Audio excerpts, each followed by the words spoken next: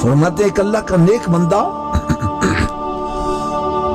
कब्रिस्तान के करीब से गुजर रहा था।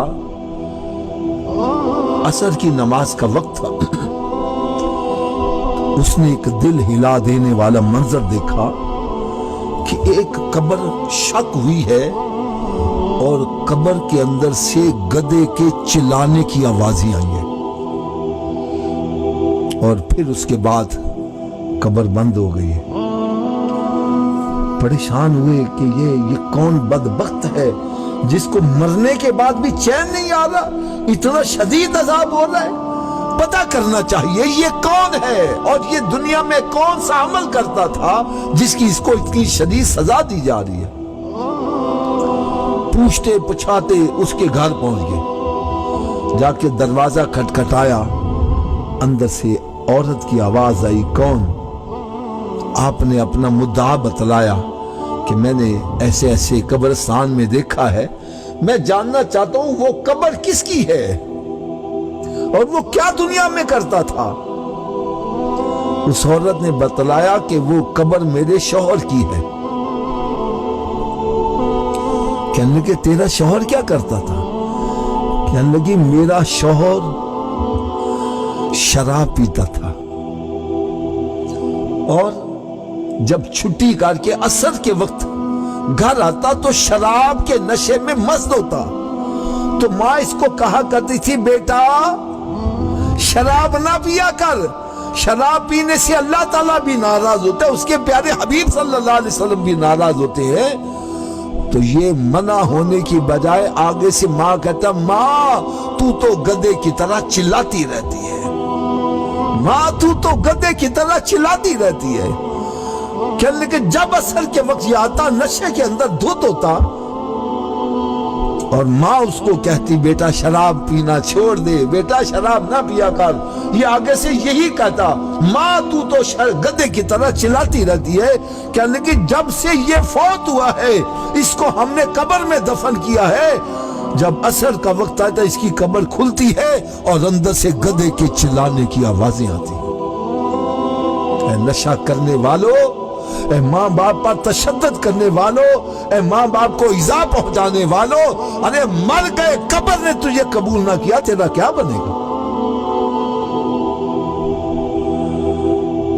एक और ये सलामतपुरे का वाकया मुझे किसी ने बतलाया।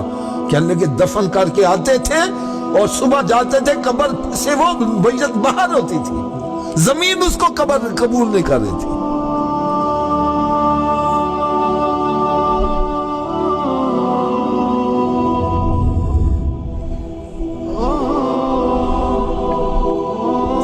माँ बाप की खिदमत करके उनसे दुआएं लेने के बजाय बददुआएं ले रहे हैं। एक वाकया बड़ा मशहूर है कि एक बंदे ने अपनी वालदा को कंधों पर उठाकर हज करवाया है। वो कितने हज करवाने के बाद अल्लाह वाले से जाकर कहता है जी मैंने अपनी वालदा का हक अदा कर दिया है, मैंने इसको इतने हज करवाए, कंधों पे उठा के करवाए। उन्होंने फरमाया सर्दियों की रात थी, तूने पेशाब कर दिया था, तेरी वालदा ने तुझे खुश जगह पर लटा के खुद गीली जगह लेटी, अभी तो तूने उस एक रात का हक अदा नहीं किया। तो कहता मैंने माँ का हक अदा कर दिया। माँ ने तेरी खातिर कितनी तकलीफें उठाई, कितनी मुशक्कतें उठाई, अपने शिकम में उठाकर 9 माह तेरा बोझ बर्दाश्त करती रही और पैदाइश के वक्त उसके ऊपर क्या बीती। अरे तू तो एक माँ की तकलीफ के झटके का हक अदा नहीं कर सकता।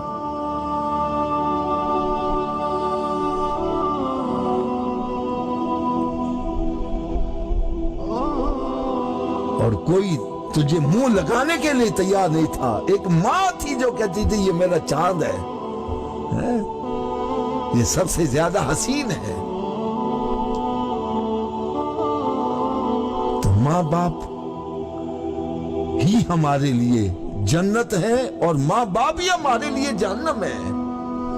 ارے یہ راضی ہو گئے تو رب راضی، رب راضی تو جنت ہے. میں کہتا ہوں خوش قسمت ہے وہ افراد جن کے ماں باپ زندہ ہیں اور وہ اپنی ماں باپ کی خدمت کر کے ان سے دعائیں لے رہے. اور میں کہتا ہوں بدبخت ہیں وہ افراد جن کے ماں باپ زندہ ہیں، ان سے دعائیں لینے کی بجائے ان سے بد دعائیں لے رہے ہیں. دین کی بات پھیلانا صدقہ جاریہ ہے. ثواب کی نیت سے ویڈیو کو شیئر ضرور کیجیے.